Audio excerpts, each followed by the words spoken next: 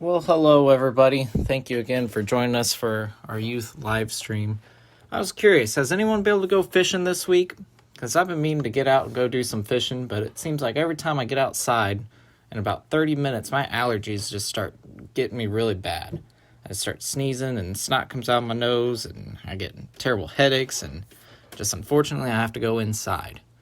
But if you've been going fishing, maybe you can help me feel a little bit better about not being able to fish myself. Maybe you can send me a picture of your big catch. Maybe seeing your smiling face with a big fish will make me feel better and realize I need to stay inside and get feeling better myself. But before we start this lesson, I wanted to give everybody an update on this summer. So there will be no SCCA camp, and there will also be no NYR in Colorado.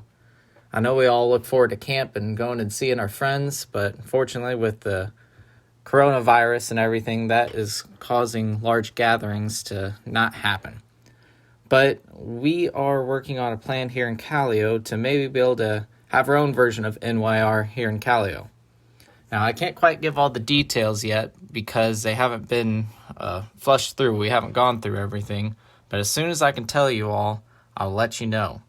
We're waiting to see how the coronavirus spreads throughout the next few weeks. There's been some instances happening to where people are gathered together, and we want to see, us as a church, we want to see, and also the state wants to see how this virus spreads with everyone being together. And also, we are trying to see if we can live stream NYR at our secret location where we want to have our local NYR. Now, NYR is still going to have their worship band play music. They're still going to have their speakers give the message. So if we're able to meet together and join up together, we can still see Josh Howerton and the band and also the speakers of NYR and what they would plan on a normal NYR. We just won't be able to be in Colorado for this year.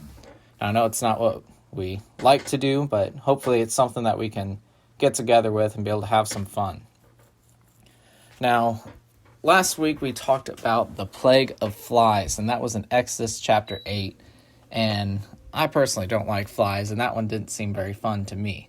But God was proving that he is bigger and more powerful than the Egyptian god Geb.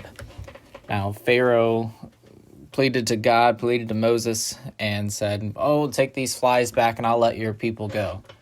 Well, Moses talked to God, and God upheld his end of the bargain. He allowed the flies to go back, and Pharaoh fell back on his word again. He didn't let the people go. We also discussed the importance of the Hebrews being a separate people and the rules that God put in place to keep the people separated, keep the Hebrews and the rest of the world, the pagans, separated, where they couldn't marry together, couldn't be one people, they were separated. Now, talking about this week, this lesson, and also the previous ones, the previous plagues have all been performed or delivered by Aaron.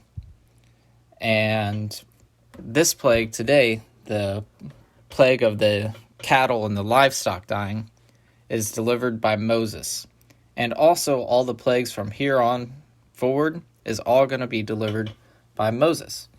Now, the Bible doesn't clearly say why Aaron stops delivering the plagues, and it doesn't say why Moses is now starting to deliver the plagues. But maybe with my thinking and my opinion on this matter is that the plagues become more severe. They start attacking more severe or more major Egyptian gods, and God is only permitting Moses to do these plagues. That way it distinguishes Moses as God's instrument, as God's chosen person to be the mouthpiece of God instead of Aaron. So people will see Moses and know, hey, that's the guy that's in charge. Like, Aaron's still important, but Aaron is under Moses. So it goes God, Moses, Aaron, and then so forth. That's the hierarchy of this here. So without further ado, let's start reading in our Bibles in Exodus chapter 9. We're going to read verses 1 through 7. So please read with me. Chapter 9, verse 1. It says, "Then the Lord said to Moses, 'Go to Pharaoh and speak to him. Thus says the Lord, the God of the Hebrews, let my people go, that they may serve me.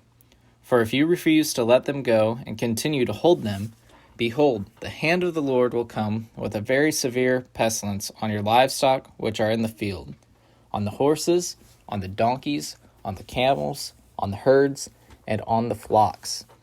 But the Lord will make a distinction between the livestock of Israel and the livestock of Egypt, so that nothing will die of all that belongs to the sons of Israel. The Lord set a definite time, saying, tomorrow the Lord will do this thing in the land. So the Lord did this thing the next day, and all the livestock of Egypt died. But the livestock of the sons of Israel, not one died. Pharaoh sent, and behold, there is not even one of the livestock of Israel dead. But the heart of Pharaoh was hardened, and he did not let the people go. Now, I don't know about you all, but I like to eat a lot of meat. And I would say that my meals consist of probably 95% meat. Yes, I know I need to eat more vegetables. Well, the other 5% is probably macaroni or potatoes. But yes, I need to eat more vegetables. You can give me a lecture on that later. But that's just me. I like to eat a lot of meat. That's what I like. I like to eat a lot of meat, a lot of pork, a lot of beef, a lot of chicken, some fish. And I must say that this plague, I think, would affect me the most. Because if I don't eat good, I get a little bit grumpy. And I'm sure there's probably a couple or quite a few or many Egyptians who were like me who like to eat meat. And I'm sure they weren't too happy with this plague at all. I'm sure they were telling Pharaoh, all right, enough's enough. You need to let the people go. You need to eat my meat. But besides just eating meat, the killing of all the Egyptian livestock really affects the people. So think about the farmers. See, farmers put their whole livelihood into their farm. Whether it be crops or cattle, there's a lot of work that goes into both. So think about the farmers who have the cattle or the camels or the all the herds, the donkeys, and the flocks. All their cattle and everything is dead. So what are they going to do to make money? They no longer have livestock to sell. They no longer have a means to pay their bills. They no longer have a means to buy food. Now, what about the customers as well who rely on the farmers to get their food? They can't go and buy some meat to go eat. So now the people of Egypt is affected there. And also, think about this. The people of Egypt don't have any animals to sacrifice to their gods either. But if the Egyptian people looked over at the fields of the Hebrew slaves, they'd see that their animals are alive and they're healthy. Now that'd make me start to wonder and start to think, maybe this God of the Hebrews is powerful. Maybe he is the one true God. But like every other plague, God attacks and proves that he's more powerful than another Egyptian god. Well, this time it's another goddess, and her name is Hathor. Now, Hathor is a goddess who is pretty complex and actually pretty important. She's a goddess who is the symbolic mother of Pharaoh. Now, Pharaoh's the king, so she's like the mother of the king of all the land. Now, Pharaoh thinks he's a god himself, so she's an important person to Pharaoh. And Hathor is a sky goddess who is depicted as a cow and also a woman. Now, Hathor was in charge of a lot of things. She was the inner circle of the sun god Ra, who is kind of like the big, main, powerful god, so she was in his inner circle, so she was pretty important. And something interesting about Hathor is she could control people. Her eyes would turn gold, and she would say, I command you to do whatever, and people would do it. She was also a really sexual god. A lot of Egyptian culture and polytheistic culture has gods that are sexual, and she was one of them. But she also maintained life and death on Earth. She helped the transition of people going to the afterlife as well. So with polytheistic religions, that means religions that believe that there's more than one God. There are different types of gods. There's gods who are kind of minor gods who are in charge of little things. Well, things that are still important, but they're in charge of little things. And there are also major gods. So think of the previous plagues are like attacks on the minor gods. Like, yeah, the Nile River is really important, but the Nile River god was a minor god. So think of this plague as a plague against a major god. So it's a god who has many roles, who's important. Well, I guess this is a goddess, and a goddess who's important, who has many roles, who's a major god, who's in the inner circle of the Ra, the most powerful god of the Egyptians. And this is why I think Moses is the one to deliver the plague, because this is a plague that's really going to start hitting home, hitting hard to the Egyptians. Now, if you're if you were an Egyptian at this time and you're watching these plagues unfold, I think you'd start to think. Maybe you'd be wondering if this is a clear sign that the God of the Hebrews is more powerful than the Egyptian gods, because this is a big God, one that everyone knows, one that controls a lot of things. Or maybe if you were Pharaoh at this time, all right, just put your imagination caps on again. If you're Pharaoh, would you start to doubt the power of the Egyptian gods? And maybe you'd start to realize the power of the Hebrew God? Because this attack is actually an attack on Pharaoh's supposedly god or goddess, that's his mom. So that's a pretty powerful one. So if you were Pharaoh at this time, would you let people go? Would you finally cave in? Well, unfortunately, Pharaoh's heart is still hardened, and he doesn't let them go. Now, this is a plague that'll affect the Egyptians for a long time. We know this because if we look at the next plague, it's a plague of boils, and it affects every person of the Hebrews and also their livestock.